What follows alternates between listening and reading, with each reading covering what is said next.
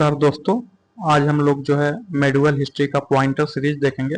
दोस्तों, यह जो यूथ पब्लिकेशन का बुक है, जो कि विभिन्न लोक सेवा आयोग की द्वारा लोक सेवा आयोग के द्वारा पूछी गई प्रतियोगी परीक्षाओं का जो क्वेश्चन है उसका पॉइंटर फॉर्म में है। दोस्तों, यह जो है लेटेस्ट बुक है, जो कि 2025 तक के जितने भी एग्जाम हुए हैं लोक सेवा आयोग, जो उत्तर प्रदेश लोक सेवा आयोग है और अन्य लोक सेवा आयोग के द्वारा जितने भी क्वेश्चन पूछे गए, इतिहास, भूगोल, भारतीय संविधान, भारतीय अर्थव्यवस्था, सामान्य विज्ञान, पर्यावरण एवं पारिस्थितिकी, भारतीय कृषि, वाणिज्य एवं व्यापार, जनसंख्या एवं नगरीकरण, उससे संबंधित क्वेश्चन है। दोस्तों, यह जो है सामान्य अध्ययन से संबंधित है। जैसे एलटी ग्रेड के लिए स्पेशल यह बुक बनाई गई है, तो एलटी ग्रेड में जो है 30 क्वेश्चन जो है जीएस पूछा जाता है, तो उसी के लिए यह बुक स्पेशली प्रिपेयर्ड की गई है। लेकिन अगर देखें तो यह बुक सभी कॉम्पिटिटिव एग्जाम के लिए उपयोगी है, क्योंकि यह प्रीवियस ईयर क्वेश्चन का पॉइंटर फॉर्म में दिया गया है, जिसमें से जो है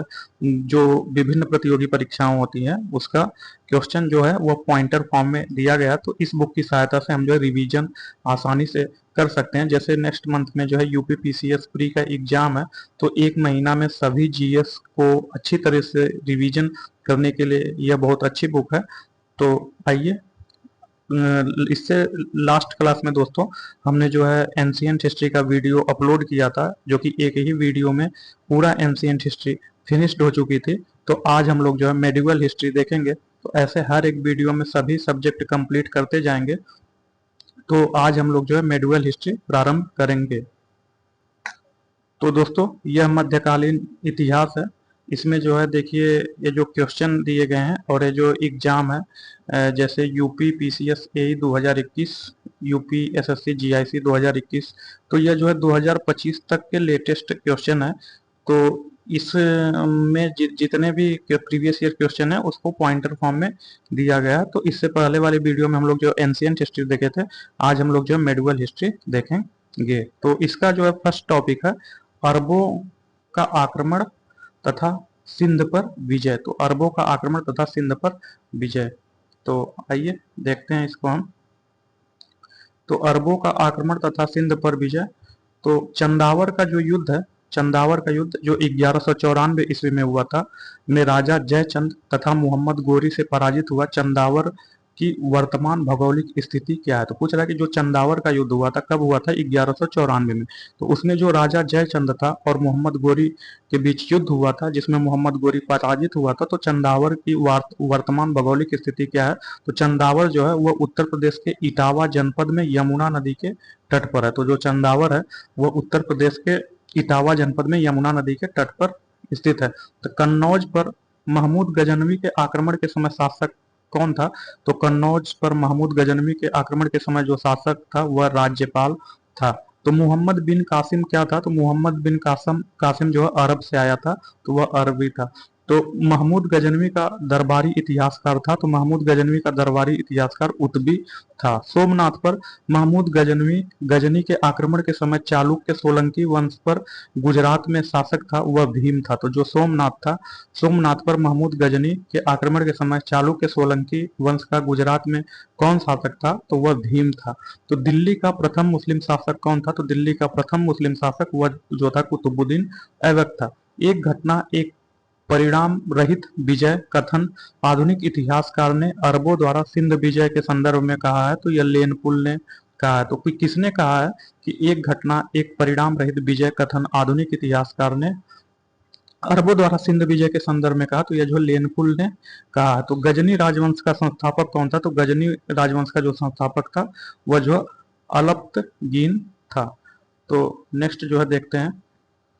नेक्स्ट है मोहम्मद गोरी का आक्रमण और दिल्ली सल्तनत की स्थापना। तो जो नेक्स्ट टॉपिक है वह जो है मोहम्मद गोरी का आक्रमण एवं जो है दिल्ली सल्तनत की स्थापना। तो ये जो है क्वेश्चन पूछे गए हैं यूपी पीसीएस जीएस मेंस 2004। तो ये सब यूपी पीसीएस प्री के क्वेश्चन पूछे गए हैं। तो आइए इसको हम देखते हैं।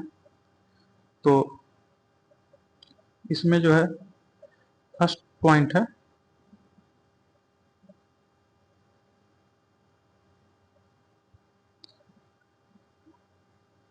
मध्य एशिया। इसमें फर्स्ट पॉइंट है मध्य एशिया के वह शासक 1192 में उत्तर भारत को जीता वह जो था शिहाबुद्दीन मोहम्मद गोरी। तो मोहम्मद शिहाबुद्दीन मोहम्मद गोरी ने मध्य एशिया को 1192 में उत्तर भारत को जीता।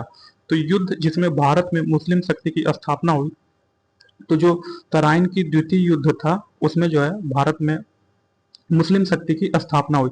वह शासक जो पृथ्वीराज चौहान के नाम से प्रसिद्ध था, तो जो पृथ्वीराज तृतीय और आंडोराज तृतीय, तो पृथ्वीराज तृतीय और आंडोराज तृतीय जो थे वो पृथ्वीराज चौहान के नाम से प्रसिद्ध थे। तो भारतीय गौरव यश का अंतिम सूर्य किसके लिए प्रयुक्त हुआ? तो भारतीय गौरव यश का अंतिम सूर्य जो पृथ्वीराज के लिए प्रयुक्त हुआ। मोहम्मद गोरी का वह दास जिसने बंगाल एवं बिहार पर विजय प्राप्त की, तो वह जो बख्तियार खिलजी था।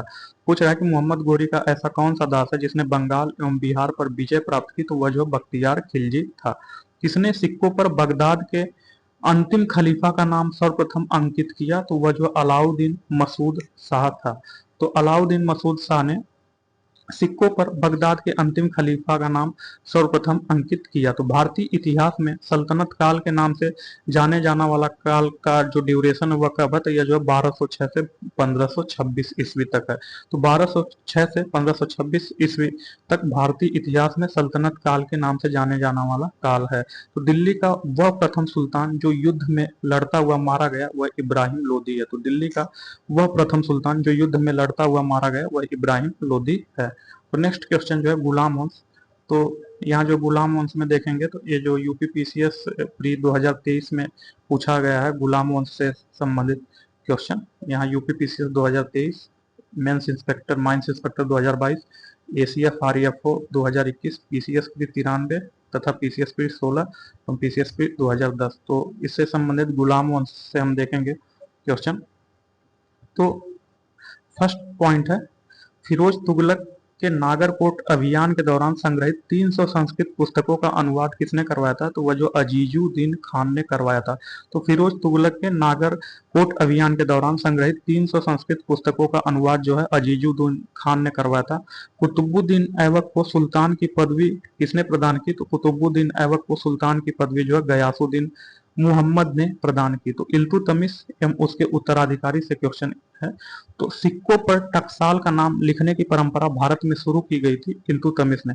पूछता है कि किसने सिक्कों पर टकसाल का नाम लिखने की परंपरा भारत में शुरू की? तो वह जो है इल्तुतमिश ने शुरू की। तो मंगोल आक्रमणकारी चंगेज खां भारत के उत्तर पश्चिमी सीमा किसके काल में आया था? तो वह जो इल्तुतमिश के कार्यकाल में आया था। तो मंगोल आक्रमणकारी चंगेज खां भारत के उत्तर पश्चिमी सीमा में इल्तुतमिश के शासनकाल में आया था। तो गुलाम का गुलाम कहा गया था, तो इल्तुतमिश को गुलाम का गुलाम कहा गया था, क्योंकि जो है पहला गुलाम था कुतुबुद्दीन ऐबक, फिर कुतुबुद्दीन ऐबक का जो गुलाम था वह इल्तुतमिश था, तो इसलिए इल्तुतमिश को गुलाम का गुलाम कहा गया था। तो भारत के वह मध्यकालीन शासक जिसने इक्ता व्यवस्था प्रारंभ की, तो जो इल्तुतमिश है, इल्तुतमिश ने इक्ता व्यवस्था प्रारंभ की। तो नेक्स्ट, बलबन और उसके उत्तराधिकारी। तो यह जो यूपीपीसीएस स्टाफ नर्स 2022 में पूछा गया, बलबन एवं उसके उत्तराधिकारी। तो जो बलबन था, बलबन के राजत्व सिद्धांत को दिल्ली सल्तनत के शासक ने पुनः स्थापित किया, तो वह अलाउद्दीन खिलजी ने। पूछ रहा है कि किसने बलबन के राजत्व को दिल्ली सल्तनत के शासक ने पुनः स्थापित किया? तो वह जो अलाउद्दीन खिलजी ने स्थापित किया। तो नेक्स्ट पॉइंटर है, यह जो है बीओ एग्जाम 2006, जीआईसी प्रवक्ता 2015 और यूपीएलडीए में पूछा गया, आरओ 2014 और असिस्टेंट फॉरेस्ट कंजर्वेटर एग्जाम में पूछा गया। तो इसका जो है हम देखेंगे फर्स्ट पॉइंट, दिल्ली का प्रथम शासक जिसने दरबार में गैर इस्लामी प्रथाओं का प्रचलन किया, तो वह जो बलबन था। तो रक्त और लोहा की नीति में विश्वास करता था, वह बलबन था। तो बलबन जो था वह रक्त और लोहा की नीति में विश्वास करता था। बलबन के कार्य में विद्रोह करने वाला बंगाल का गवर्नर कौन था? तो वह जो तुगरिल खां था। तो जो बलबन के काल में विद्रोह करने वाला बंगाल का गवर्नर तुगरिल खां था। सुल्तान जिसने गढ़मुक्तेश्वर की मस्जिद की दीवारों पर अपने शिलालेख में स्वयं को खलीफा का सहायक कहा, तो वह जो बलबन ने। तो बलबन ऐसा सुल्तान था जिसने गढ़मुक्तेश्वर की मस्जिद की दीवारों पर अपने शिलालेख में स्वयं को खलीफा का सहायक बोला था। तो सुल्तान जिसने पूरा 1 वर्ष मेवों के दमन और दिल्ली के निकटवर्ती जंगल कटवाने में समर्पित कर दिया था, तो वह बलबन था। तो बलबन ने पूरा 1 वर्ष मेवों के दमन और दिल्ली के निकटवर्ती जंगल कटवाने में समर्पित कर दिया था। तो नेक्स्ट जो पॉइंट है वह खिलजी वंश। तो खिलजी वंश से इसमें क्वेश्चन पूछे गए हैं। ए पूछे गए हैं ROA 2021, यूपी PCS प्री 2022 में, यूपी जो इससे, तो सुल्तान जिसने साम्राज्य की सीमाओं की सुरक्षा हेतु एक विशेष सेना को नियुक्त किया वह जो अलाउद्दीन खिलजी था।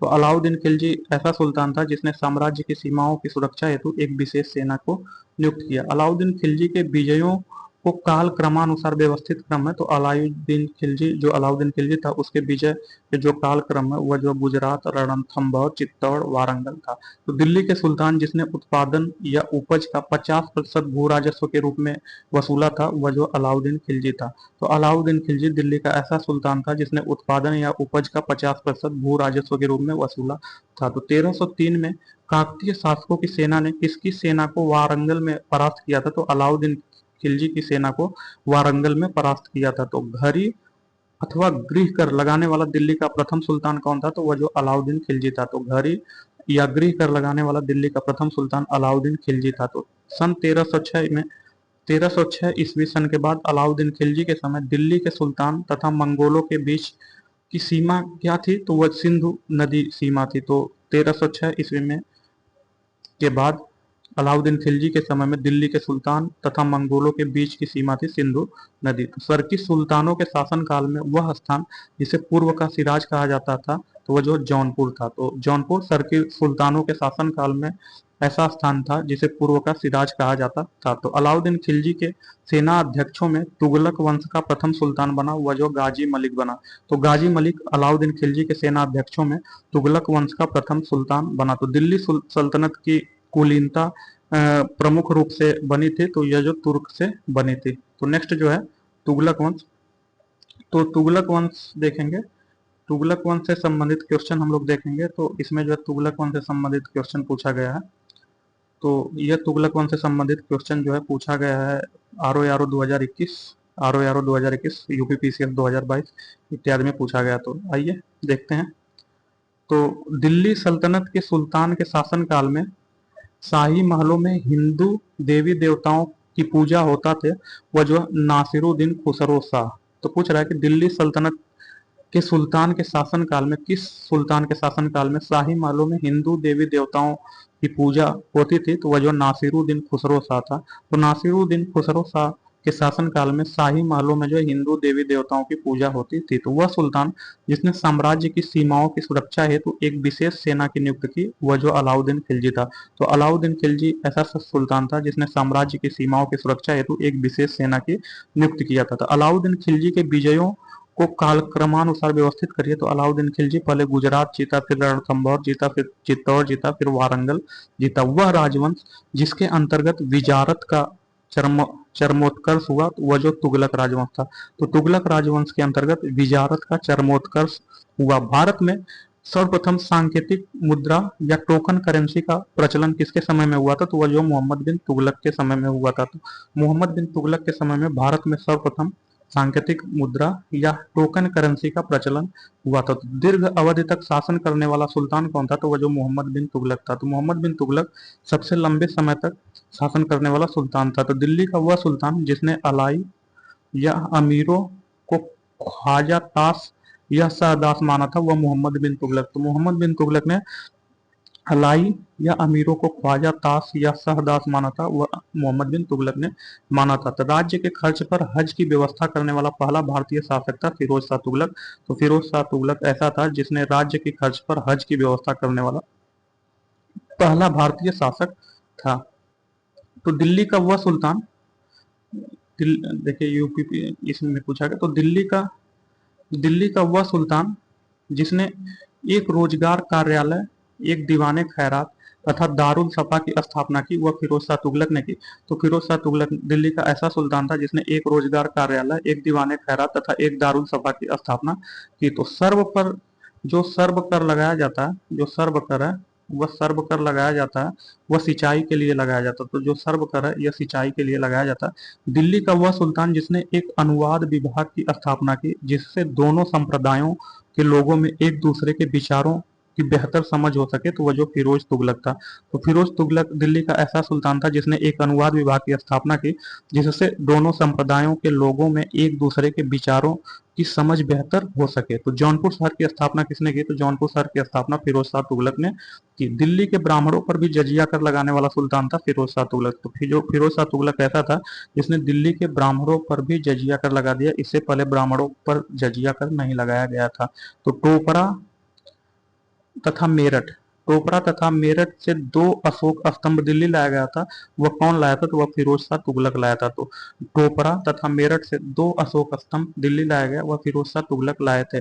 बेरोजगारों के सहायतार्थ दिल्ली में रोजगार कार्यालय की स्थापना किसने की थी? तो यह जो फिरोज शाह तुगलक ने की थी। तो फिरोज शाह तुगलक ने बेरोजगारों के लिए सहायतार्थ तथा दिल्ली में रोजगार कार्यालय की स्थापना फिरोज शाह तुगलक ने की थी।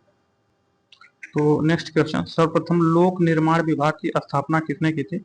तो जो सर्वप्रथम लोक निर्माण विभाग की स्थापना है, यह फिरोज शाह तुगलक ने की थी। तो जो लोक निर्माण विभाग की स्थापना किसने की थी? तो यह जो फिरोज शाह तुगलक ने की थी। तैमूर ने भारत पर आक्रमण किया और दिल्ली को लूटा, यह जो नासिरुद्दीन मोहम्मद के काल में। तो नासिरुद्दीन मोहम्मद के काल में तैमूर ने भारत पर आक्रमण किया और दिल्ली को लूटा। किस वंश के सुल्तानों ने सबसे अधिक समय तक देश में राज्य किया? तो वह जो तुगलक वंश। तो तुगलक वंश के सुल्तानों ने सबसे अधिक देश पर राज्य किया। तो नेक्स्ट पॉइंट जो है सैयद वंश और लोधी वंश। तो इसमें जो सैयद वंश एवं लोधी वंश से संबंधित क्वेश्चन पूछा है। तो आइए देखते हैं जो सैयद वंश एवं लोधी वंश से जो क्वेश्चन है इसको पॉइंटर फॉर्म में। तो गुलमुखी उपनाम है, गुलमुखी उपनाम से अपनी कविताओं की रचना किसने की थी? तो वह सिकंदर लोधी ने की थी। तो सिकंदर लोधी ने गुलरुखी उपनाम से अपनी कविताओं की रचना की थी। वह मध्यकालीन शासक जिसने उद्घोषित किया था कि राजत्व ही बंधुत्व है तथा बंधुत्व ही राजत्व है, यह जो बहलोल लोधी ने। तो बहलोल लोधी ऐसा मध्यकालीन शासक था जिसने यह उद्घोषित किया कि राजत्व ही बंधुत्व है तथा बंधुत्व ही राजत्व है। ऐसा शासक जिसके शासन में गुरु नानक देव ने सिख धर्म की स्थापना की, वह सिकंदर लोधी। तो सिकंदर लोधी के शासन काल में गुरु नानक देव ने सिख धर्म की स्थापना की। तो नेक्स्ट पॉइंट जो है सल्तनत कालीन स्थापत्य कला। तो सल्तनत कालीन स्थापत्य कला है, इसमें यूपीपीसीएस जे 2023 में क्वेश्चन पूछे गए हैं। फर्स्ट क्वेश्चन है इसको पॉइंटर फॉर्म में। तो सूफी संत कुतुबुद्दीन बख्तियार काकी को समर्पित थी। तो जो सूफी संत कुतुबुद्दीन बख्तियार काकी को समर्पित थी कुतुब मीनार। तो जो कुतुब मीनार है यह सूफी संत कुतुबुद्दीन बख्तियार काकी को समर्पित था। तो 2.5 दिन का झोपड़ा का निर्माण कुतुबुद्दीन ऐबक ने मोहम्मद गोरी के आदेश पर 1194 ईस्वी में करवाया था। तो जो 2.5 दिन का झोपड़ा है इसका निर्माण कुतुबुद्दीन ऐबक ने मोहम्मद गोरी के आदेश पर करवाया था 1194 में। तो सूची 1 को सूची 2 से सुमेलित करिए। तो भवन एवं निर्माण करता जो तो सुल्तानगढ़ी भवन का निर्माण इल्तुतमिश ने करवाया था। लाल महल का निर्माण बलबन ने करवाया था। जमात खाना मस्जिद का निर्माण अलाउद्दीन खिलजी ने करवाया था। 2.5 दिन झोपड़ा का निर्माण कुतुबुद्दीन ऐबक ने करवाया था। तो फिर से देखते हैं, सुल्तानगढ़ी का निर्माण इल्तुतमिश ने करवाया था। लाल महल का निर्माण बलबन ने करवाया था। जमात खाना मस्जिद का निर्माण अलाउद्दीन खिलजी ने करवाया था। 2.5 दिन का झोपड़ा कुतुबुद्दीन ऐबक ने करवाया था। तो ये जो है किस एग्जाम में पूछा गया? तो ये जो यूपीपीसीएस प्री 2022 में पूछा गया है। तो नेक्स्ट इसको सुमेलित करना, यह जो पीसीएस पूरी 2023 में पूछा गया, तो इसको देखते हैं सुमेलित करना है। तो जो मीरात ए सिकंदरी है, मीरात ए सिकंदरी गुजरात विषय पर लिखा गया है। बुरहान ए मासिर बहमनी के अहमदनगर का इतिहास के बारे में लिखा गया। रियाज उस सलातिन बंगाल का इतिहास के बारे में लिखा गया है। रियाज उल इंसा महमूद गवां के पत्रों के संग्रह के बारे में लिखा गया। तो भारतीय वास्तुकला में सुर्खी का प्रारंभ हुआ था, वह सल्तनत के सुल्तानों के बारे में हुआ था। तो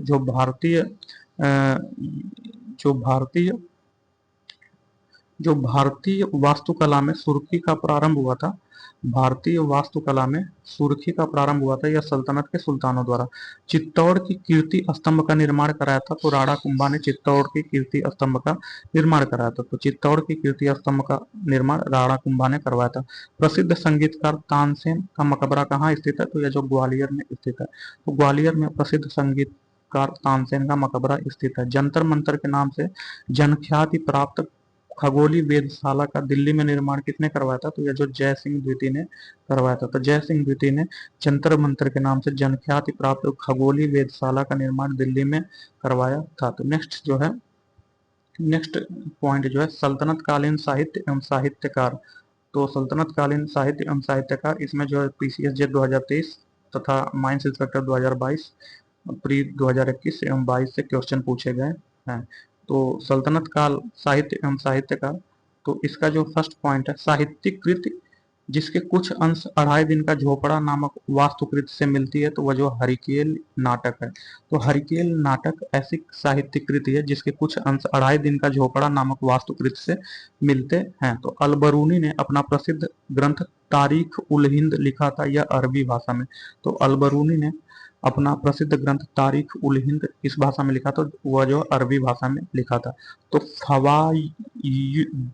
फवायदुल फवाद नामक पुस्तक शेख निजामुद्दीन औलिया की बातचीत का विवरण है, इसका संकलन किसने किया था, तो इसका संकलन जो अमीर हसन सिजजी ने किया था। तो फवायदुल फवाद नामक पुस्तक शेख निजामुद्दीन औलिया की बातचीत का विवरण है, इसका संकलन जो है अमीर हसन सिजजी ने किया था। तो इसमें जो है सूची एक को सूची दो से सुमेलित करना, देखते हैं ये यूपीपीसीएस प्री 2022 में पूछा गया है। तो सूची एक को सूची दो से सुमेलित करना है। तो इसमें जो है रस कौमुदी, तो जो रस कौमुदी है इसके रचनाकार श्रीकंठ है। राग विबोध के रचनाकार सोमनाथ है तथा चतुर्दंडी प्रकाशिका के जो रचनाकार है वह वेंकट रमण या वेंकट मणि है। तो नेक्स्ट पॉइंट पूर्वी समुद्री मार्ग, ये क्वेश्चन जो है एसीएफ आरएफओ 2021 तथा 2006-21 में पूछा गया, तो इससे संबंधित पॉइंटर देखते हैं। तो पूर्वी समुद्री मार्ग से भारत तथा कानफो कैंटन के बीच व्यापार का उल्लेख अलबरूनी ने किया था। तो जो पूर्वी समुद्री मार्ग से जो भारत तथा कानफो कैंटन के बीच जो व्यापार होता था, इसका उल्लेख अलबरूनी ने किया। तो फक ए मुदाबिर द्वारा युद्ध कला पर लिखी गई पुस्तक का क्या नाम है, तो यह जो अदब उल हर्ब है। तो अदब उल हर्ब ऐसी पुस्तक थी जिसमें फक्र ए मुदाबिर द्वारा युद्ध कला पर लिखी गई थी।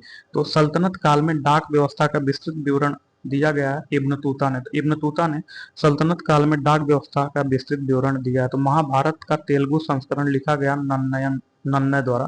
तो नन्नय द्वारा महाभारत का तेलुगु संस्करण लिखा गया है। तो इसमें जो है सूची एक की पुस्तक तथा उसके लेखक हैं, यह जो है आरएफओ 2021 में पूछा गया। तो इससे संबंधित हम लोग देखेंगे जो पुस्तक है एवं उसके लेखक। तो जो तबकाते नासिरी है, तबकाते नासिरी को मिन्हास उस सिराज ने लिखा था। ताज उल मासिर को जो हसन निजामी ने लिखा था। तारीख उल हिंद है, इसको जो अलबेरूनी ने लिखा था। तुगलक नामा को अमीर खुसरो ने लिखा था। तो नेक्स्ट जो है सूची को सही सुमेलित करना, यह जो है पूछा गया है इस एग्जाम में, यह जो यूपीपीसीएस 2019 में पूछा गया है। तो इसमें जो है रचनाकार एवं उनकी रचना, तो जो मुल्ला दाऊद की रचना चंदायन है। दामोदर कवि की रचना पद्मावती कथा है। सोमनाथ की रचना राग विबोध है तथा अमीर खुसरो की रचना जो है आशिका थी। तो फिर सही सुमेलित करना है, यह क्वेश्चन पूछा गया है सही सुमेलित वाला, यह जो यूपीपीसीएस 2019 में पूछा गया। तो इसको देखना है, सही सुमेलित करना है। तो एक पुस्तक है तथा उनके लेखक हैं। तो पुस्तक तथा उनके लेखक यहाँ है, तो दिया गया। तो जो तबकाते नासिरी है, तबकाते नासिरी मिनहाज उस सिराज जसजानी ने रचना, जो तबकाते नासिरी है, तबकाते नासिरी की लेखक जो मिनहाज उस सिराज जसजानी है। तारीख फिरोज शाही के लेखक जो शम्स ए सिराज अफीक हैं तथा तुगलक नामा के जो राइटर हैं वह अमीर खुसरो हैं। हुमायूं नामा के जो राइटर हैं वह जो गुलबदन बेगम हैं। तो विजयनगर बहमनी तथा अन्य प्रांतीय राजवंश, विजयनगर बहमनी तथा अन्य प्रांतीय राजवंश, या जो यूपीपीसीएस एपीएस 2023 के सभी है। तो इसमें जो है फर्स्ट पॉइंट क्या है, गोलकुंडा का किला भारत में स्थित है। तो गोलकुंडा का किला जो है भारत में तेलंगाना में स्थित है। तो नेक्स्ट पॉइंट, तलिकोटा के युद्ध के समय विजयनगर साम्राज्य का शासक कौन था, तो तलकोटा के युद्ध के समय विजयनगर साम्राज्य का शासक सदाशिव था। तो कश्मीर के किस शासक ने जजिया और गौ हत्या को समाप्त किया, तो जो जैनुल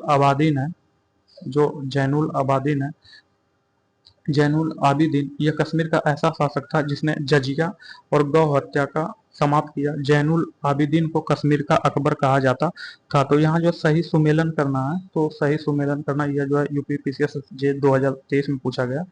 तो संगम वंश, जो संगम वंश का काल है वह जो 1336 से 1485 तक है। इसमें जो हरिहर प्रथम थे। सालू वंश का काल जो है 1485 से 1505 है। इसमें नरसिंह सालू थे। तुलु वंश का काल 1505 से 1570 है। इसमें वीर नरसिंह संबंधित है। आरवीडू वंश का जो कार्यकाल है यह तिरुमाल है। तो इसका एक ठीक है संगम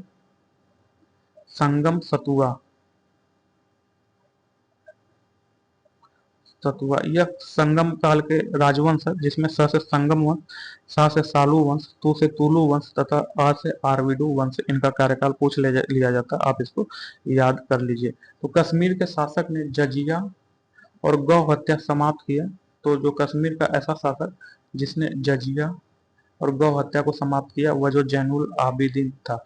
तो दक्षिण में बहमनी राज्य का संस्थापक कौन था? तो दक्षिण में बहमनी राज्य का संस्थापक अलाउद्दीन बहमन शाह था। तो कृष्ण देव राय के दरबार में अष्ट दिग्गज थे, तो वह जो 8 तेलुगु कवि थे। तो जो कृष्ण देव राय के दरबार में अष्ट कवि थे वह 8 तेलुगु कवि थे। तो तलिकोटा का युद्ध हुआ था। तलिकोटा का युद्ध 23 जनवरी सन 1565 में हुआ था। अब्दुल रज्जाक विजयनगर आया था देवराय सेकंड के राज्यकाल में। जो अब्दुल रज्जाक है यह विजयनगर आया था किसके कार्यकाल में? देवराय सेकंड के राज्यकाल में।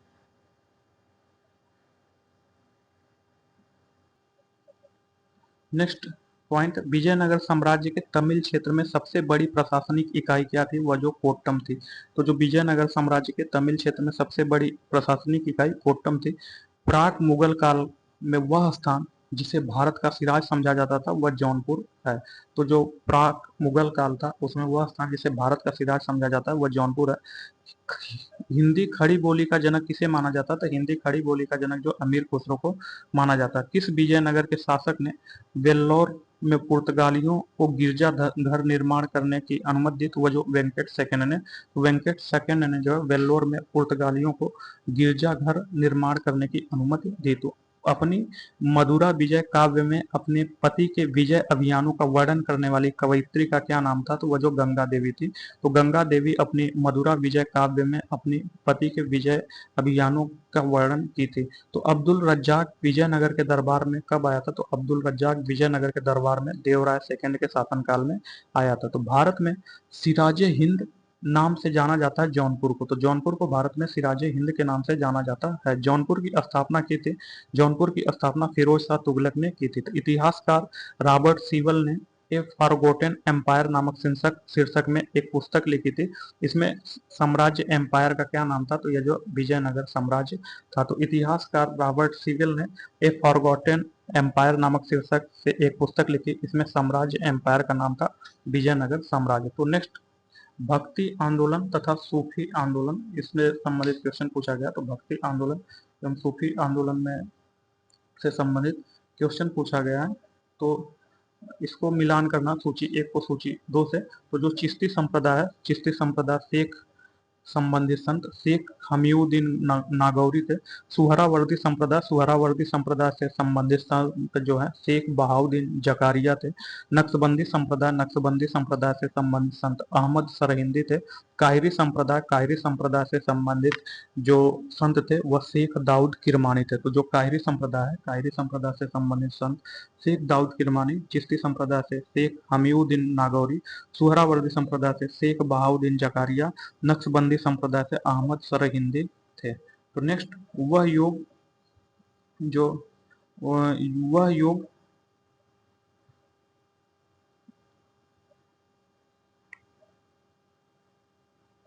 वह योग जो नागपंथियों द्वारा अपनाया गया था तथा जिसकी क्रियाओं को सूफी संतों ने भी अपनाया था वह जो हठ योग था।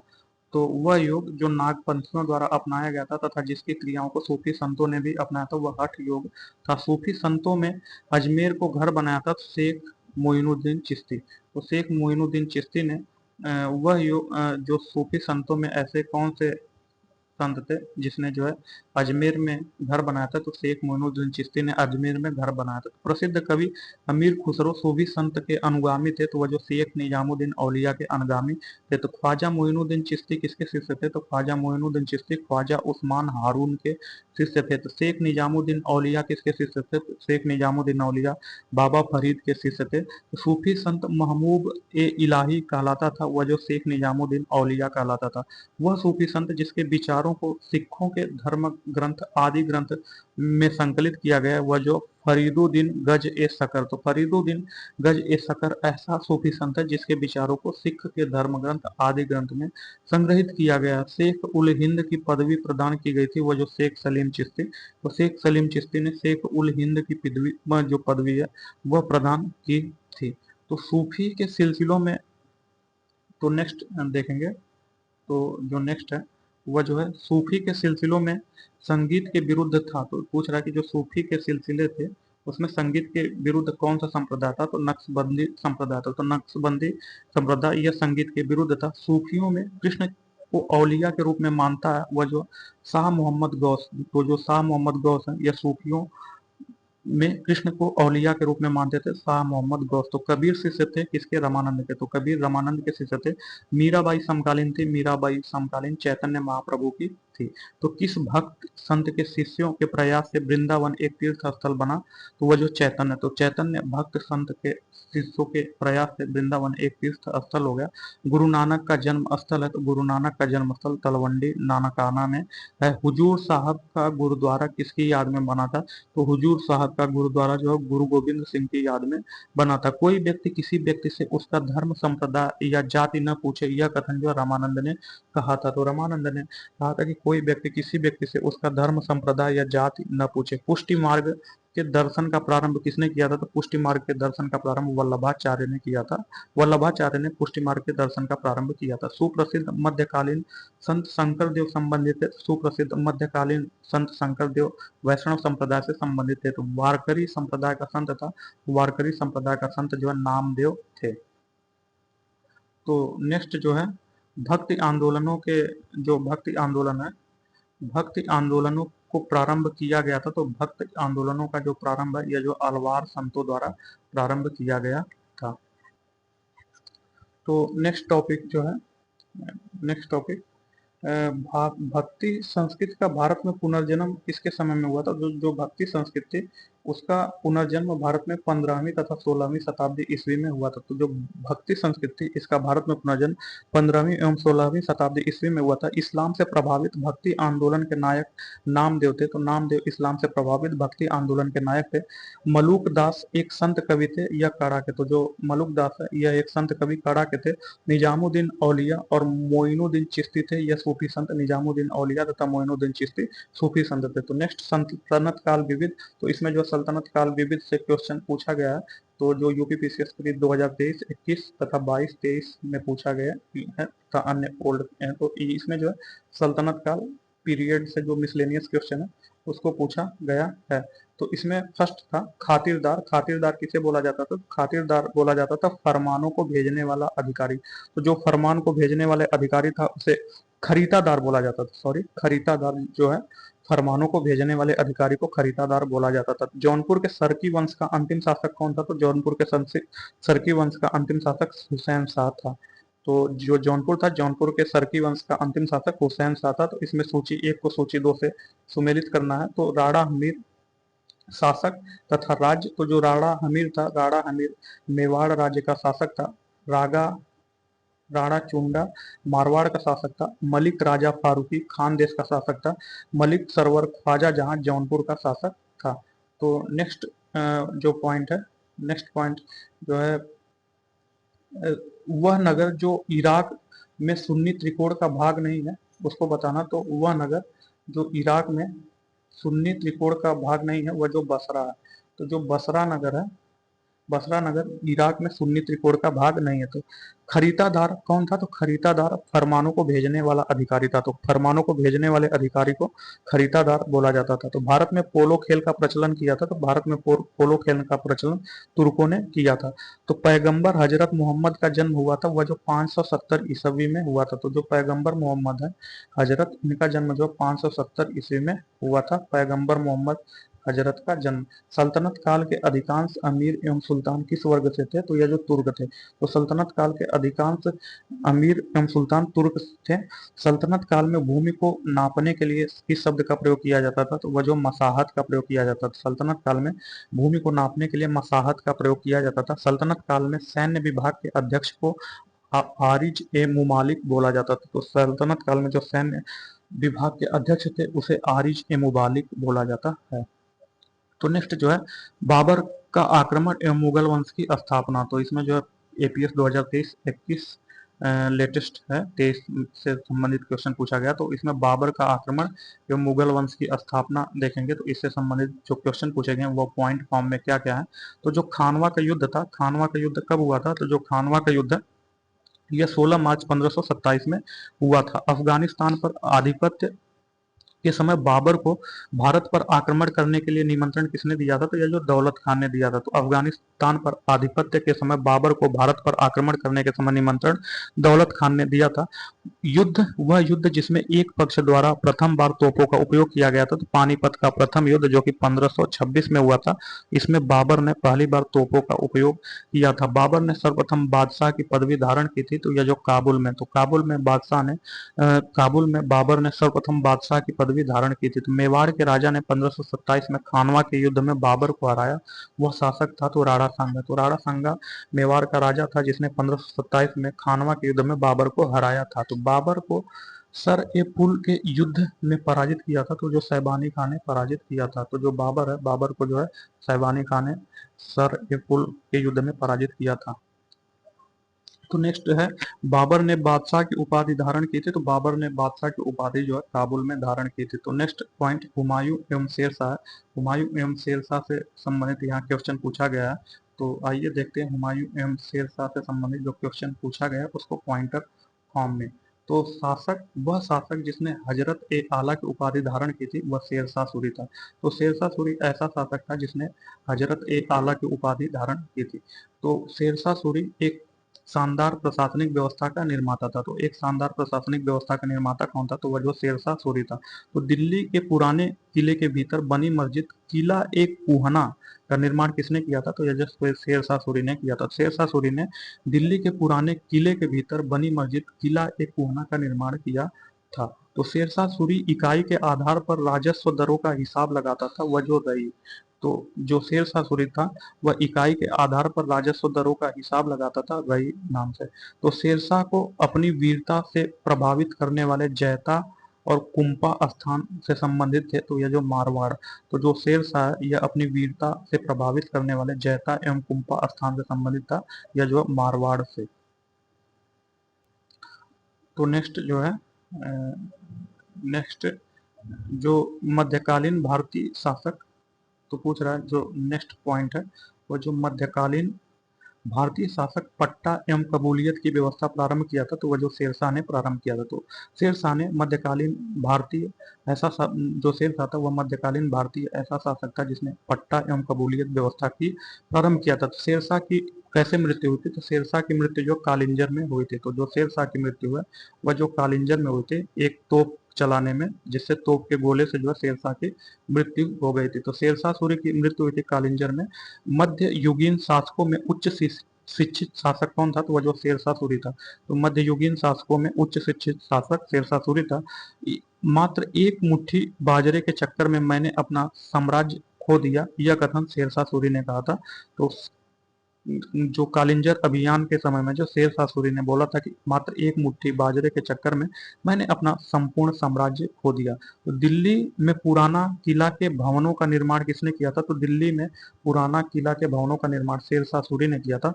भारत में चांदी का सिक्का प्रारंभ किया था शेरशाह सूरी ने। तो जो भारत में चांदी के सिक्का जो है शेरशाह सूरी ने प्रारंभ किया था। तो वह इतिहासकार जिसने शेरशाह सूरी को अकबर महान से भी बेहतरीन राष्ट्र निर्माता माना था वह जो थे के आर कानूनगो। तो के आर कानूनगो ने शेरशाह सूरी को अकबर महान से भी बेहतरीन राष्ट्र निर्माता माना था। तो सही काल क्रमानुसार व्यवस्थित करना है।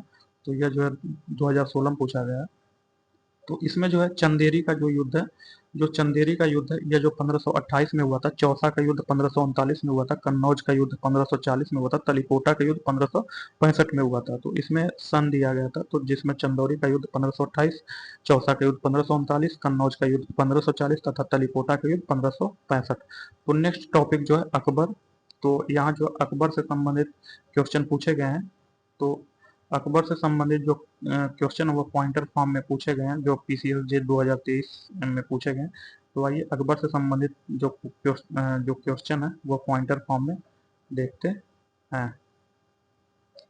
तो जो मुगल बादशाह अकबर के शासन काल में ग्रंथ का बह उल असमार के शीर्षक से फारसी में अनुवाद किसने किया था?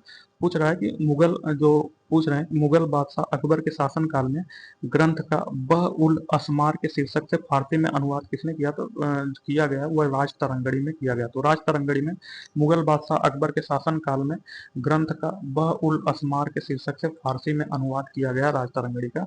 अकबर के पूर्व तानसेन को संरक्षण किसने दिया था? तो अकबर के पूर्व तानसेन का संरक्षण जो है भाटा का राजा रामचंद्र सिंह ने दिया था। तो वह व्यवस्था जो राज्य के कुलीन वर्ग से संबंधित थी एवं जिसे अकबर ने प्रारंभ किया था, तो वह जो मनसबदारी व्यवस्था थी, मनसबदारी व्यवस्था राज्य के कुलीन वर्ग से संबंधित थी और इसे अकबर ने प्रारंभ किया था। तो भारत में मनसबदारी व्यवस्था प्रारंभ की थी अकबर ने। हल्दी घाटी के युद्ध में महाराणा प्रताप की राजपूत सेना का सेनापति कौन था? तो वह जो हकीम खान सूर था। तो हकीम खान सूर हल्दी घाटी युद्ध में महाराणा प्रताप की राजपूत सेना का सेनापति था। तो अकबर के शासन काल में ध्रुपद गायकों से सम्मिलित थे। तो अकबर के शासन काल में जो ध्रुपद गायक थे वह जो तानसेन और हरिदास थे। तो अकबर कालीन सैन्य व्यवस्था आधारित थी मनसबदारी पर। तो जो अकबर कालीन सैन्य व्यवस्था है यह मनसबदारी पर आधारित थी। तो दीन ए इलाही को धर्म कहने वाला इतिहासकार थे वह जो अब्दुल कादिर बदायूनी थे। तो जो अब्दुल कादिर बदायूनी थे यह जो दीन ए इलाही को धर्म कहने वाले इतिहासकार थे। तो राम सीता की आकृतियों और रामसीय देवनागरी लिपि से युक्त कुछ सिक्के चलाए गए थे।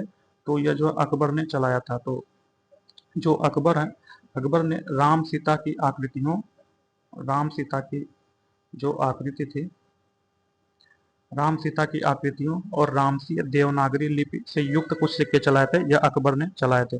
तो अकबर द्वारा दीवान का पूर्ण रूपेण दर्जा दिया जाने वाला प्रथम व्यक्ति था। तो अकबर द्वारा दीवान का पूर्ण रूपेण दर्जा दिए जाने वाला प्रथम व्यक्ति मुजफ्फर खां तुर्बाती था।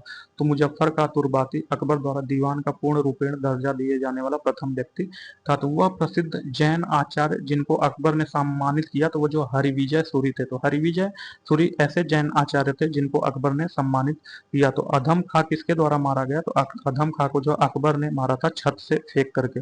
वह बादशाह जिसे एक प्रबुद्ध निरंकुश कहा जा सकता है। तो जो बादशाह अकबर था, बादशाह अकबर को प्रबुद्ध निरंकुश कहा जा सकता है। तो इंग्लैंड की रानी एलिजाबेथ प्रथम का समकालीन भारतीय राजा कौन था? तो वह जो बादशाह अकबर था। तो अकबर के राज्यकाल में दक्षिण में वह एक प्रांत जो मुगल राज्य का भाग नहीं था वह जो गोलकोंडा था। तो गोलकोंडा अकबर के राज्यकाल में दक्षिण में एक ऐसा प्रांत था जो मुगल राज्य का भाग नहीं था। राजपूताना राज्य जिसके शासक ने अकबर की संप्रभुता को स्वीकार नहीं की वह जो मेवाड़। तो मेवाड़ के जो राजपूताना राज्य था जिसमें महाराणा प्रताप थे उन्होंने कभी अकबर की संप्रभुता स्वीकार नहीं की। तो अकबर ने सर्वप्रथम वैवाहिक संबंध जो अकबर है वह अकबर ने सर्वप्रथम वैवाहिक संबंध किस राजपूतों से की? तो वह जो कछवाहों से की।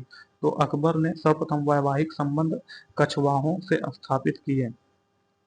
अकबर के शासन काल में दक्कन में भू राजस्व वसूली का प्रचलित आधार था जब्त। तो जब्त द्वारा अकबर जो है दक्कन में भू राजस्व वसूली करता था। तो चांदी बीबी जो अकबर के विरुद्ध बहादुरी से लड़ी वह कहाँ की थी वह बीजापुर बादशाहत की थी। तो जो चांदी बीबी थी जो बीजापुर बादशाहत की थी वह अकबर के विरुद्ध बहादुरी से लड़ी थी। तो मुगलों में से अनपढ़ था। तो मुगलों में सबसे अनपढ़ जो अकबर था। तो अकबर मुगलों में सबसे अनपढ़ था। भारतीय राजा जो इंग्लैंड की रानी एलिजाबेथ का समकालीन था वह जो अकबर था। तो अकबर जो इंग्लैंड की रानी एलिजाबेथ प्रथम थी उसके समकालीन था। नेक्स्ट सही सुमेलन करना है। तो यह जो यही 2014 में पूछा गया, तो सही सुमेलित करना है इसको। तो जो 1192 में जो तराइन का युद्ध था, जो तराइन का द्वितीय युद्ध था, यह 1192 में हुआ था। औरंगजेब की मृत्यु 1707 में हुई थी तथा पानीपत का तृतीय युद्ध था, यह जो है 1761 में हुआ था। अहमद शाह अब्दाली एवं मराठों के बीच जो पानीपत का तृतीय युद्ध हुआ था, यह 1761 में हुआ था। अकबर की मृत्यु 1605 में हुई थी। तो नेक्स्ट जो है, दक्कन का वह राज्य जो अकबर ने विजित किया था, तो यह जो अहमदनगर को विजित किया था। तो दक्कन का वह राज्य जिसे अकबर ने विजित किया था, वह जो है अहमदनगर था।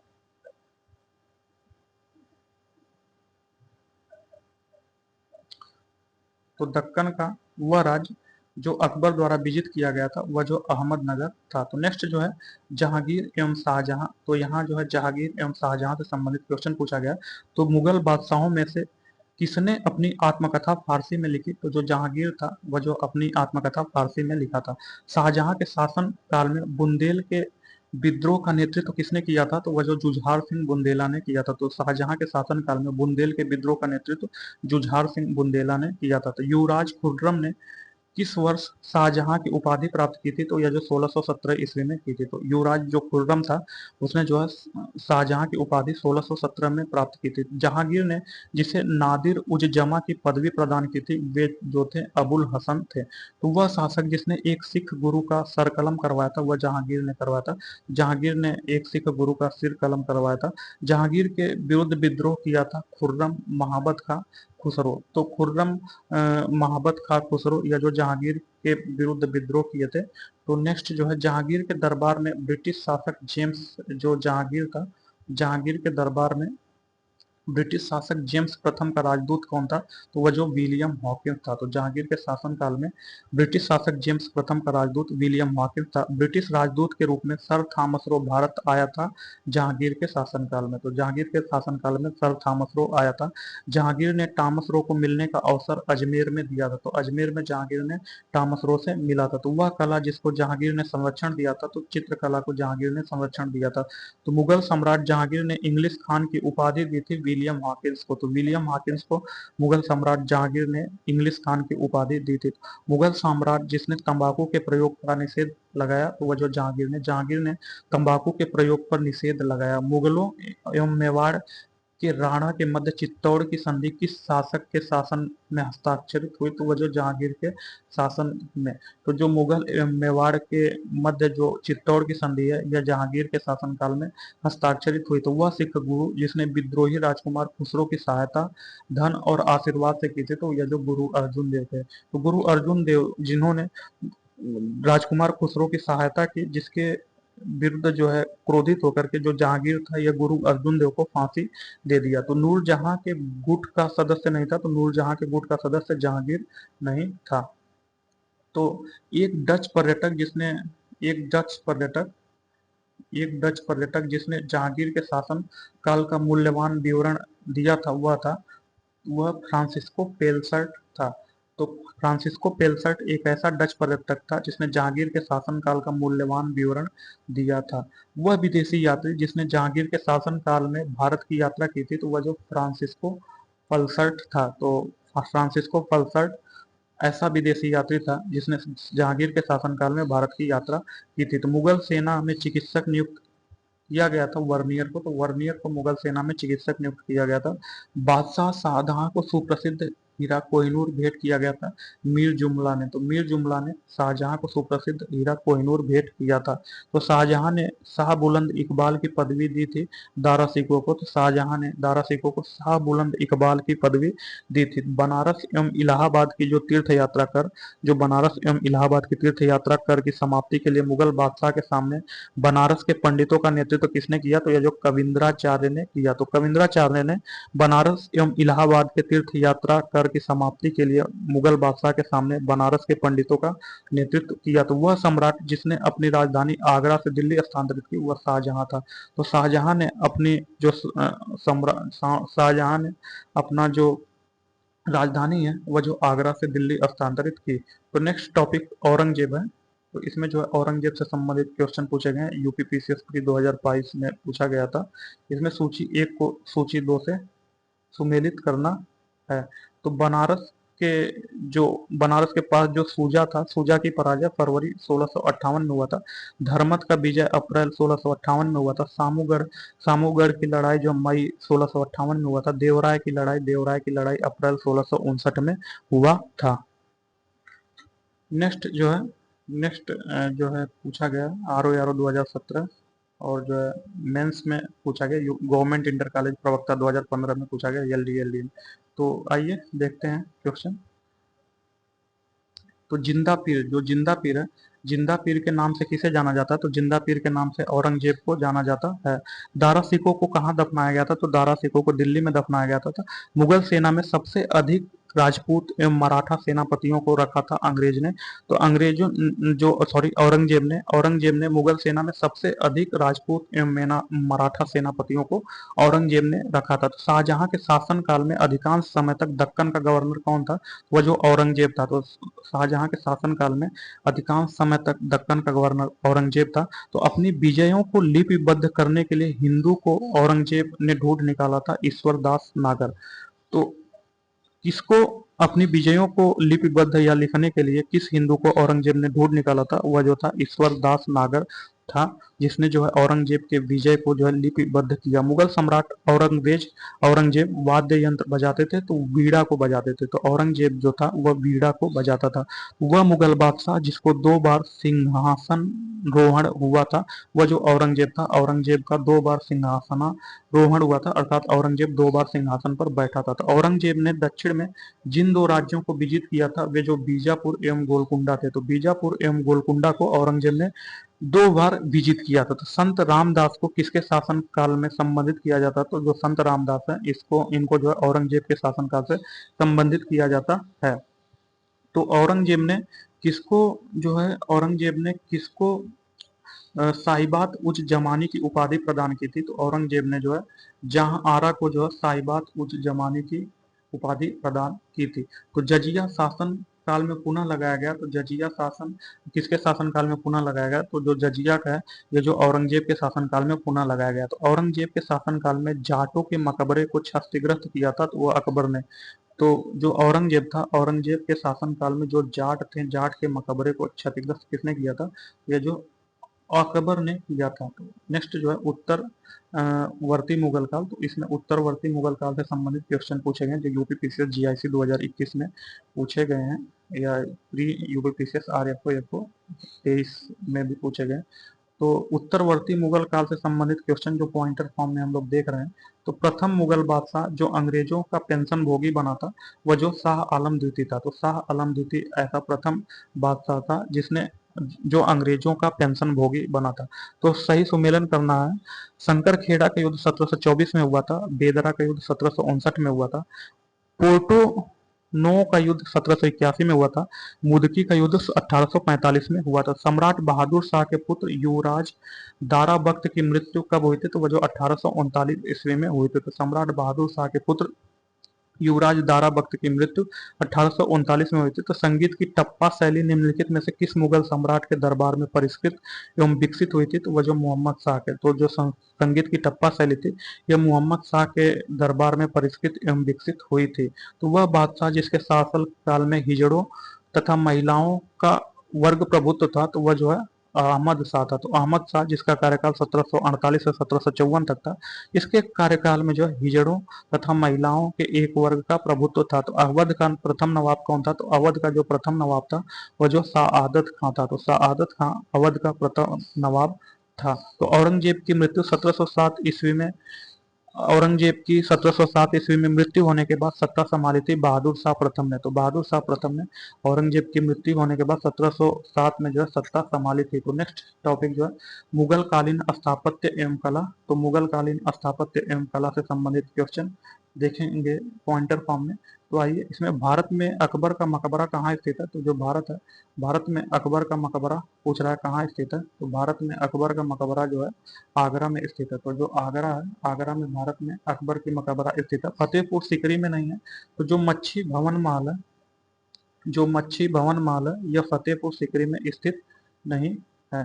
तो सुल्तानगढ़ी का निर्माण करवाया था, तो सुल्तानगढ़ी का निर्माण जो सुल्तान इल्तुतमिश ने करवाया था। तो साहित्य के संरक्षक जहांगीर ने पंडित राज की उपाधि से किसे सम्मानित किया, तो यह जो जगन्नाथ को सम्मानित किया। तो जगन्नाथ को साहित्य के संरक्षक के रूप में जहांगीर ने पंडित राज की उपाधि से सम्मानित किया। तो हैदराबाद की चार मीनार का निर्माण किसने करवाया, तो हैदराबाद की चार मीनार का निर्माण जो है मोहम्मद कुली कुतुब शाह के द्वारा किया गया था। तो बुलंद दरवाजा बनवाया गया था, बुलंद दरवाजा अकबर ने बनवाया था गुजरात विजय पर। तो जहांगीरी चित्रकार थे, तो जहांगीरी चित्रकार अबुल हसन तथा आका रिजा थे। तो जहांगीर के दरबार में पक्षियों का सबसे बड़ा चित्रकार मंसूर था। तो मंसूर जहांगीर के दरबार में पक्षियों का सबसे बड़ा चित्रकार था। तो नेक्स्ट जो है नेक्स्ट चित्रकला की मुगल शैली का आरंभ किसने किया था, तो चित्रकला की मुगल शैली का आरंभ जो है हुमायूं ने किया था। तो हुमायूं जो था वह चित्रकला की मुगल शैली का आरंभ किया था। तो नेक्स्ट पॉइंट क्या है, तो नेक्स्ट पॉइंट वह मुगल शासक जिसने लाला कलावंत से हिंदू संगीत की शिक्षा ली वह अकबर ने।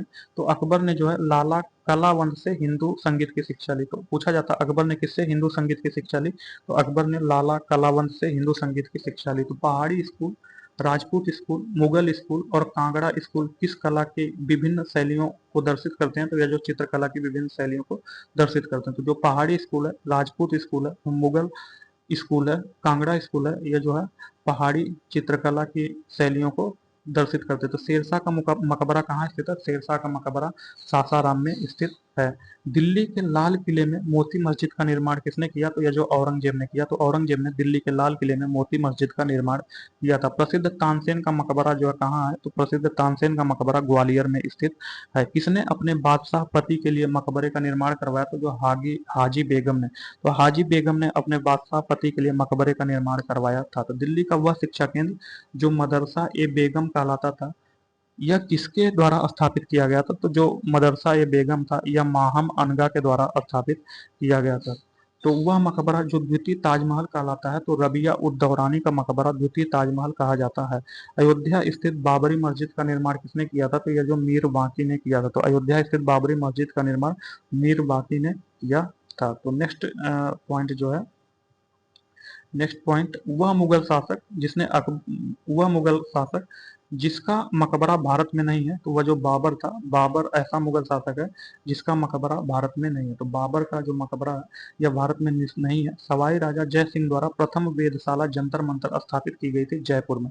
तो जयपुर में सवाई राजा जय सिंह ने प्रथम वेधशाला जंतर मंतर की स्थापना की थी। तो दिल्ली के पुराना किला के वर्तमान स्वरूप का निर्माण किसने करवाया था, तो यह जो शेरशाह सूरी ने करवाया था। तो दिल्ली के पुराना किला के वर्तमान स्वरूप का निर्माण शेरशाह सूरी ने करवाया था। तो चित्रकार जिसे जहांगीर ने नादिर उज जमा की पदवी दी थी, तो वह जो अबुल हसन था। तो अबुल हसन ऐसा चित्रकार था जिसे जहांगीर ने नादिर उज जमा की पदवी दी थी। तो फतेहपुर सीकरी में बादशाह अकबर ने निर्मित करा था। तो फतेहपुर सीकरी में बादशाह अकबर ने पंचमहल निर्मित करवाया था। तो नेक्स्ट है मुगल कालीन साहित्य एवं साहित्यकार, उससे संबंधित क्वेश्चन जो पूछे गए हैं। मेडिकल ऑफिसर 2023, पीसीएस जे 2023, पॉलिटेक्निक 22, प्री एसीएफआरएफओ इत्यादि एग्जाम में इससे मुगल कालीन साहित्य एवं इतिहासकार से संबंधित क्वेश्चन पूछे गए हैं। तो फर्स्ट जो पॉइंट है वह जो तोहफा ए अकबर शाही का लेखक कौन है, तो तोहफा ए अकबर शाही का लेखक अब्बास खां सरवानी है। तो अब्बास खां सरवानी तोहफा ए अकबर शाही के लेखक हैं। तो विदेशी यात्री जिसने अनारकली की दंत कथा का उल्लेख किया है वह जो विलियम फिंच ने अनारकली की दंत कथा का उल्लेख किया है। तो गिजाली के काल के विख्यात रचनाकार थे अकबर। तो अकबर गिजाली के काल के विख्यात रचनाकार थे। तबकात ए अकबरी के लेखक कौन थे, तबकात ए अकबरी के लेखक निजामुद्दीन थे। दिल्ली में एक साहित्यिक केंद्र बैतुल उलूम स्थापित किया था। दिल्ली में साहित्यिक केंद्र बैतुल उलूम जेबू निसा ने स्थापित किया था। जेबू निसा ने दिल्ली में एक साहित्यिक केंद्र बैतुल उलूम स्थापित किया था। वह मुगल शासक जिसने बनारस के संस्कृत और हिंदी के महान विद्वान कविंद्र आचार्य सरस्वती को राजकीय संरक्षण प्रदान किया था, तो वह जो शाहजहां है। तो शाहजहां ने बनारस के संस्कृत और हिंदी के महान विद्वान कविंद्र आचार्य सरस्वती को राजकीय संरक्षण प्रदान किया था। तो संस्कृत के 4 अध्याय पुस्तक के लेखक रामधारी सिंह दिनकर है। तो संस्कृत के 4 अध्याय जो पुस्तक है इसके लेखक रामधारी सिंह दिनकर है। तो नेक्स्ट जो है अनेक मुस्लिम विद्वानों में जो नेक्स्ट है अनेक मुस्लिम विद्वानों में महाभारत के विभिन्न भागों का फारसी में अनुवाद, इसका संकलन किसे में है? तो इसका संकलन रजमनामा में है। तो अनेक मुस्लिम विद्वानों ने भारत के विविध भागों का फारसी में अनुवाद किया, इसका संकलन राजमनामा में है। तो पुस्तक एवं लेखक, तो जो दलाइल ए फिरोज शाही है, इसके लेखक अलाउद्दीन खालिद खान है, तथा मुनसत ए माहरू के लेखक जो आईने मुल्क मुल्तानी है। तारिक ए मुबारक शाही के लेखक जो है याहिया बिन अहमद सरहिंदी है। तारिक ए फिरोज शाही के लेखक शम्स ए सिराज अफीक है। तो नेक्स्ट जो है सुमेलित करना है, तो ये पीसीएस के 2023 में पूछा गया। तो जो कवयित्री हैं एवं पुस्तक है, तो जो गंगाबाई हैं, गंगाबाई ने देव त्रिया निषेध पुस्तक की रचना की। दयाबाई ने विनय मालिका की रचना की। सहजोबाई ने सहज प्रकाश की रचना की। सोन कुमार ने स्वर्ण बेली की कविता की रचना की। तो यह किस एग्जाम में पूछा गया दोस्तों? तो यह जो है यूपी पीसीएस प्री 2023 में पूछा गया है। तो नेक्स्ट क्वेश्चन है अनवार ए सुहैली नामक ग्रंथ किसका अनुवाद है? तो अनवार ए सुहैली नामक ग्रंथ पंचतंत्र का अनुवाद है। शाहजहां के शासन काल का राजकवि था वह कलीम था। तो कलीम शाहजहां के शासन काल का राजकवि था। हितोपदेशी का फारसी में अनुवाद किसने किया था? तो हितोपदेशी का फारसी में अनुवाद जो है ताजुल माली ने किया था। हिंदू धर्म ग्रंथों का अध्ययन करने वाला प्रथम मुस्लिम कौन था? तो दारा शिकोह था। दारा शिकोह हिंदू धर्म ग्रंथों का अध्ययन करने वाला प्रथम मुस्लिम था। तो मुगलों की सरकारी भाषा क्या थी? तो मुगलों की सरकारी भाषा फारसी थी। तो जो फारसी है यह मुगलों की सरकारी भाषा थी। तो नेक्स्ट है, इसमें सूची सुमेलित करना, बीओ एग्जाम में पूछा गया। तो जो हसन निजामी है, सूची 1 को सूची 2 से सुमेलित करना। हसन निजामी जो है नुस्ख ए दिलकुशा। ख्वांदा मीर है यह हुमायूं नामा में। मोहम्मद काजिम जो आलमगीर नामा, तथा भीमसेन जो है ताजुल नासिर है। तो इसमें से विकल्प सी सही है, मोहम्मद काजिम जो आलमगीर नामा। तो यह क्वेश्चन पूछा गया बीओ एग्जाम में। तो नेक्स्ट पॉइंट जो शिवाजी एवं मराठा साम्राज्य। तो यहाँ जो शिवाजी एवं मराठा साम्राज्य से संबंधित क्वेश्चन पूछे गए जो UP state agriculture service 2023, UPSC GDC 2021 तथा 2023 में पूछे गए हैं। तो इसमें जो है इसका क्वेश्चन जो फर्स्ट देखेंगे वह जो पॉइंटर फॉर्म में देखेंगे। तो जो शिवाजी थे, शिवाजी के अष्टप्रधान का सबसे महत्वपूर्ण मंत्री क्या था? तो जो शिवाजी थे, शिवाजी के अष्टप्रधान का सबसे महत्वपूर्ण व्यक्ति जो था, मंत्री था, वह पेशवा था। पेशवा शिवाजी के अष्टप्रधान का सबसे महत्वपूर्ण मंत्री था। 1761 में पानीपत के द्वितीय युद्ध कहाँ हुआ था? तो 1761 में पानीपत के द्वितीय युद्ध में भाग लिया था मराठों ने। तो 1761 में पानीपत का जो था यह द्वितीय युद्ध नहीं हुआ था, यह गलत प्रिंट छप गया है, यह जो तृतीय युद्ध हुआ था इसमें जो है मराठों ने और अब्दाली शाह के बीच युद्ध हुआ था। तो पेशवाओं के शासनकाल का सही कालानुक्रम क्या? तो जो बालाजी विश्वनाथ है, बालाजी विश्वनाथ का कार्यकाल 1713 से 1720 में था। बाजीराव प्रथम का कार्यकाल 1720 से 1740 तक था।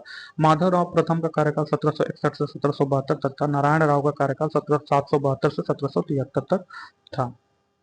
तो नेक्स्ट देखते हैं, मुगल साम्राज्य के पतन के बाद जो मुगल साम्राज्य था, मुगल साम्राज्य के पतन के बाद सबसे शक्तिशाली देशज शक्ति के रूप में उभरे थे मराठा। तो जब मुगल साम्राज्य का पतन हुआ तो सबसे शक्तिशाली देशज शक्ति के रूप में मराठा उभरे थे। छत्रपति शिवाजी से संबंधित घटनाओं का काल क्रमानुसार सही क्रम है। तो छत्रपति शिवाजी से संबंधित घटनाओं का कालक्रम: चाकन के किले पर विजय, मुगलों से मतभेद का प्रारंभ, अफजल खां का प्रकरण, सूरत पर आक्रमण तथा लूटना। छत्रपति शिवाजी के राज्य में प्रचलित रजत मुद्रा नहीं था, तो रुपया जो है था यह छत्रपति शिवाजी के राज्य में प्रचलित रजत मुद्रा नहीं था। तो आगरा को जिसने राजधानी बनाया था वह शासक सिकंदर लोदी था। तो सिकंदर लोदी ने आगरा को राजधानी बनाया था। तो सुरक्षा के लिए मराठों के दावों को जो सुरक्षा था, सुरक्षा के लिए मराठों के राजस्व के दावों को जाना जाता है यह चौथ के नाम से। तो जो मराठे थे वह चौथ के नाम से सुरक्षा के लिए राजस्व वसूल करते थे, जिसे चौथ बोला जाता था। तो शिवाजी के साम्राज्य की राजधानी अवस्थित थी रायगढ़ में। तो जो शिवाजी हैं, शिवाजी के साम्राज्य की राजधानी रायगढ़ में अवस्थित थी। मराठा देवियों में जिसने 1700 ईस्वी से आगे मुगल साम्राज्य के विरुद्ध संघर्ष का नेतृत्व किया, वह जो ताराबाई ने किया था। तो ताराबाई ने, जिसने 1700 से आगे मुगल साम्राज्य के विरुद्ध संघर्ष का नेतृत्व किया था, वह ताराबाई थी। तो शिवाजी का वह उत्तराधिकारी जिसने औरंगजेब को ईमानदार की उपाधि दी थी, वह जो ताराबाई थी। तो ताराबाई शिवाजी के उत्तराधिकारी थे, जिसने जिसे औरंगजेब ने ईमानदार बोला था। तो ताराबाई को औरंगजेब ने ईमानदार बोला था। किसके समय में मराठा राजा नाचीज हो गया और पेशवा वास्तविक शासक?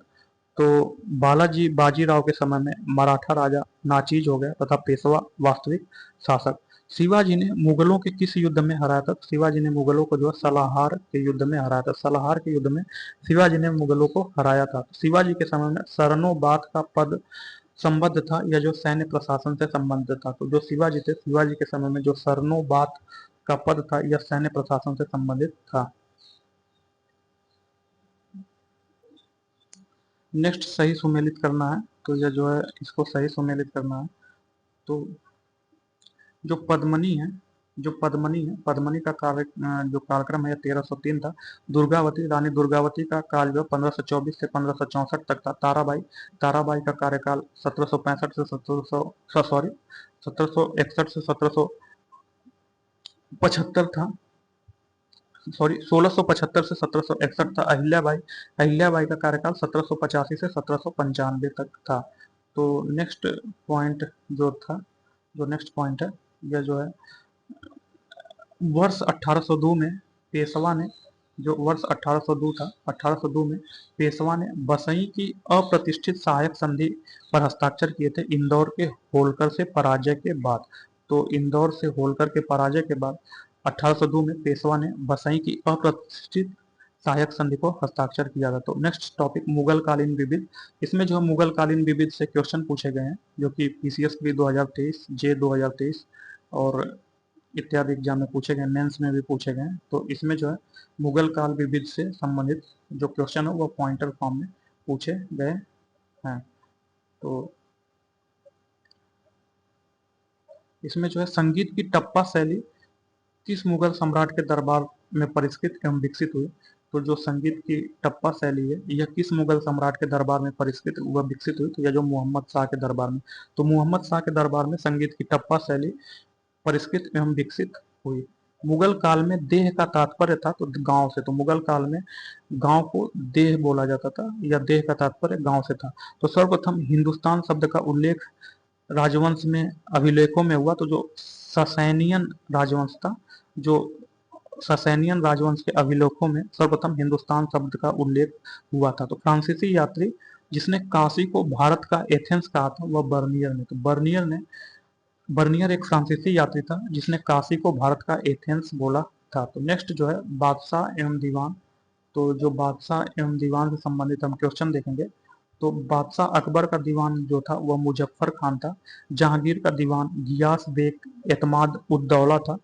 शाहजहां का दीवान जो सादुल्ला खान था। औरंगजेब का दीवान जो असद खान था। तो नेक्स्ट जो है देखेंगे मुगल रूप में, मूल रूप में सैनिक राज्य था। तो पूछ रहा है कि जो मूल रूप था, मूल रूप में सैनिक राज्य क्या था? तो मूल रूप में सैनिक राज्य था मुगल साम्राज्य। तो मुगल साम्राज्य जो था वह मूल रूप में सैनिक राज्य था। तो विदेशी यात्रियों को उनके भारत आने का सही क्रम, तो जो राल्फ फिश था यह 1583 में आया था। विलियम हॉकिंस 1608 में आया था। निकोलस डाउंटन 1613 में आया था। सर थॉमस रो 1614 में आया था। तो जौनपुर राज्य का अंतिम शासक कौन था? तो हुसैन शाह जो था, हुसैन शाह जौनपुर राज्य का अंतिम शासक था। तो मुगल प्रशासनिक शब्दावली में माल प्रतिनिधित्व करता है या भू राजस्व को? तो मुगल प्रशासनिक शब्दावली में जो माल था यह भू राजस्व को प्रतिनिधित्व करता था। तो बंदा बहादुर शाह का मूल नाम क्या था? तो जो बंदा बहादुर शाह थे, बंदा बहादुर शाह का जो मूल नाम था वह लक्ष्मण देव था। तो जो बंदा बहादुर शाह थे बंदा बहादुर का मूल नाम लक्ष्मण देव था। तो बेगम समरू ने एक अति प्रसिद्ध चर्च का निर्माण करवाया था सरधना में। तो सरधना में बेगम समरू ने एक अति प्रसिद्ध चर्च का निर्माण करवाया था। तो मुगल काल में दरबारी भाषा थी वह फारसी थी। तो फारसी मुगल काल में दरबारी भाषा थी। रूहेला सरदार अहमद शाह अब्दाली का विश्वास पात्र था नजीब खान। तो नजीब खान रूहेला सरदार अहमद शाह अब्दाली का विश्वास पात्र था। तो गाजियुद्दीन हैदर के काल में लिखी गई पुस्तक होप कुलजूम है, जो प्रशासनिक सुधारों की पुस्तक है। तो गाजियुद्दीन हैदर के काल में लिखी गई पुस्तक होप कुलजूम प्रशासनिक सुधारों की पुस्तक है। तो शुजाउद्दौला का मकबरा स्थित है लखनऊ में। तो लखनऊ में शुजाउद्दौला का मकबरा स्थित है। दक्षिण भारत के पोलीगार थे। तो दक्षिण भारत के पोलीगार क्षेत्रीय प्रशासकीय एवं सैन्य नियंत्रक थे। तो क्षेत्रीय प्रशासकीय एवं सैन्य नियंत्रक को दक्षिण भारत के पोलीगार कहा जाता था। तो होयसेलों की प्राचीन राजधानी द्वार समुद्र का वर्तमान नाम है हेलविड। तो हेलविड जो है यह होयसेल की प्राचीन राजधानी द्वार समुद्र का वर्तमान नाम है। तो पंजाब में पंजाब में अमृतसर नगर को स्थापित किया था। तो गुरु रामदास ने पंजाब में अमृतसर नगर की स्थापना की थी। तो दस्तार बंदान कहलाते थे। तो उलेमा जो थे वे जो है दस्तार बंदगान कहलाते थे। तो नेक्स्ट पॉइंट जो है मुगल शासन में तांबे को सिक्का। तो जो जो मुगल शासन में तांबे के सिक्के को क्या कहा जाता था? तो मुगल शासन में तांबे के सिक्के को जो है दाम बोला जाता था। तो जो दाम है ये जो मुगल शासन में तांबे के सिक्के को दाम बोला जाता था। मुगलों ने नवरोज का त्योहार लिया था पारसियों से। तो पारसियों से मुगलों ने नवरोज का त्योहार लिया था। जवाबित थे। तो जो जवाबित था यह राज्य कानून था। मुगल कालीन भारत में राज्य की आय का प्रमुख स्रोत था वह भू राजस्व था। तो भू राजस्व मुगल कालीन भारत में राज्य की आय का प्रमुख स्रोत था। मुगल काल में मौलिम था। तो मौलिम एक जहाज था। जो मुगल काल था मुगल काल में मौलिम एक जहाज था। हैदराबाद के स्वतंत्र राज्य का संस्थापक चिनकिलीज खां था। तो चिनकिलीज खां हैदराबाद के स्वतंत्र राज्य का संस्थापक था। भारत का वह स्थान जहां पर पुर्तगालियों ने प्रथम दुर्ग का निर्माण किया तो वह जो कोचीन था। कोचीन में भारत के पुर्तगालियों ने प्रथम दुर्ग का निर्माण किया। तो खिदमती है। खिदमती पराजित भारतीय सरदारों द्वारा देय कर है। तो खिदमती को जो भी भारतीय राजा पराजित हो जाता था उसका जो टैक्स देता था उसे खिदमती बोला जाता था। तो मध्यकालीन भारत के मुगल शासक वस्तुतः थे वह जो चगताई तुर्क थे। तो मध्यकालीन भारत के जो मुगल शासक थे वे वस्तुतः चगताई तुर्क थे। तो जो समाधि था समाधि जिसके कारण नंदेड़ जिसके कारण नंदेड़ गुरुद्वारा सिखों द्वारा पवित्र माना जाता है वह गुरु गोबिंद सिंह। तो गुरु गोबिंद सिंह की समाधि जिसके कारण नांदेड़ गुरुद्वारा सिखों द्वारा पवित्र माना जाता है क्योंकि यहाँ गुरु गोबिंद सिंह की समाधि है। तो मुगल काल में करोड़ी थे। तो मुगल काल में जो करोड़ी थे वे भू राजस्व अधिकारी थे। तो मुगल काल में भू राजस्व अधिकारी को करोड़ी बोला जाता था। तो मुगल काल में मीर बख्शी का कर्तव्य क्या था? तो मुगल काल में मीर बख्शी का कर्तव्य था भू राजस्व अधिकारियों का पर्यवेक्षण करना। तो इसमें सूची 1 को सूची 2 से सुमेलित करना है। तो इसमें जो है विलग्राम था विलग्राम का युद्ध था। यह जो है 26 जून 1539 में हुआ था। सरनाल का युद्ध 1572 में हुआ था। धर्मत का युद्ध 15 अप्रैल 1658 में हुआ था। जजाऊ का युद्ध जो 12 जून 1707 में हुआ था। सही सुमेलित करना है। तो जो अटाला मस्जिद है जो सही सुमेलित करना तो जो अटाला मस्जिद जौनपुर में 1408 में निर्मित किया गया था। जो अटाला मस्जिद है यह जौनपुर में 1408 में। शेरशाह सूरी का मकबरा सासाराम में 1545 में बना था। हुमायूं का मकबरा दिल्ली में 1507 में बना था। 1570 में बना था। रबिया उद्दौरानी का मकबरा औरंगाबाद में 1678 में बना था। तो फिर सही सुमेलित करना है। इस सही सुमेलित करना देखते हैं किस एग्जाम में पूछा गया। तो ये जो यूपी पीसीएस की 2019 में पूछा गया इसको सही सुमेलित करना है। तो जो दाम जो है ताम्र की मुद्रा थी। देसाई राजस्व अधिकारी को देसाई बोला जाता था। दीवान प्रांतीय राज्य का जो प्रांतीय राज्य का प्रमुख को जो दीवान बोला जाता था। तो जो दीवान है यह प्रांतीय राज्य का प्रमुख था। जरीब जो है भूमि की लंबाई नापने की इकाई है। तो जो जरीब है जरीब जरीब के द्वारा भूमि की लंबाई नापी जाती है। तो नेक्स्ट जो है सूची को सुमेलित करना है, यहाँ वर्ष दिए गए हैं, तो एक पीसीएस आरओ 2017 में पूछा गया था। तो चंदावर का युद्ध जो था, जो चंदावर का युद्ध है, यह 1194 में चंदावर का युद्ध हुआ था। तैमूर का आक्रमण 1398 में हुआ था। तलीकोटा का युद्ध 1565 में हुआ था। घाघरा का युद्ध 1529 में हुआ था। तो फिर सही सुमेलित करना है। तो यह जो है जीआईसी 2008 में पूछा गया था। तो इसमें जो है पानीपत का जो द्वितीय युद्ध था, वह 1556 में हुआ था। 1576 में हल्दी घाटी की लड़ाई हुई थी अकबर एवं महाराणा प्रताप के बीच में। 1817 से 1819 में तृतीय मराठा युद्ध हुआ था तथा 1799 में चतुर्थ मैसूर युद्ध हुआ था। तो नेक्स्ट टॉपिक दोस्तों आधुनिक भारत का इतिहास, मॉडर्न हिस्ट्री है।